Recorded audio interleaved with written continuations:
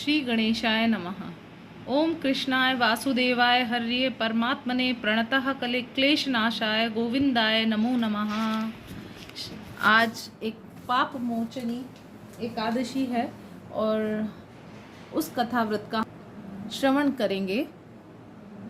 पाप मोचनी एकादशी हर साल चैत्र माह कृष्ण पक्ष की एकादशी तिथि को पाप मोचनी एकादशी का व्रत रखा जाता है। यह दिन विष्णु जी को समर्पित होता है। मान्यता है कि ऐसा करने से सारे पाप नष्ट हो जाते हैं। हिंदू धर्म में हर माह के शुक्ल पक्ष और कृष्ण पक्ष की एकादशी तिथि को श्री हरि विष्णु जी की पूजा उपासना का विधान है। इस प्रकार से प्रत्येक वर्ष चैत्र माह के कृष्ण पक्ष की एकादशी तिथि को पाप मोचनी एकादशी मनाई जाती है।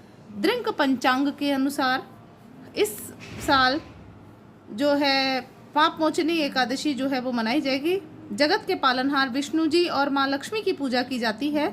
धार्मिक मान्यताओं के अनुसार पाप मोचनी एकादशी का व्रत रखने से सभी पापों से मुक्ति मिलती है, मोक्ष की प्राप्ति होती है और सुख सौभाग्य में वृद्धि होती है। इस दिन व्रत के दिन पाप मोचनी एकादशी व्रत कथा का पाठ करना बेहद शुभ माना गया है। आइए जानते हैं पाप मोचनी एकादशी की व्रत कथा।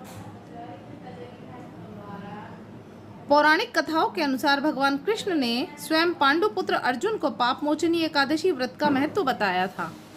मान्यता है कि राजा मानधाता ने लोमश ऋषि से जब पूछा कि अनजाने में हुए पापों से मुक्ति कैसे हासिल की जाती है, तब लोमश ऋषि ने राजा को पाप मोचनी एकादशी व्रत से जुड़ी हुई एक पौराणिक कथा सुनाई थी।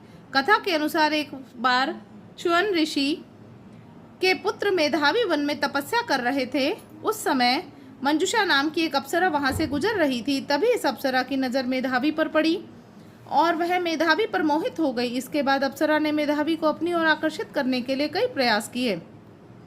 कामदेव भी मंजू घोषा की मदद करने के लिए आ गए। इसके बाद मेधावी मंजू घोषा की ओर आकर्षित हो गए और वह भगवान शिव की तपस्या करना ही भूल गए।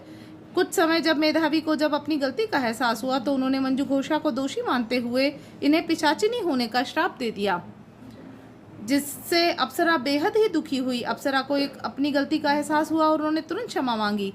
अप्सरा की क्षमा याचना सुनकर मेधावी ने मंजू घोषा को चैत्र मास की पाप मोचनी एकादशी के बारे में बताया।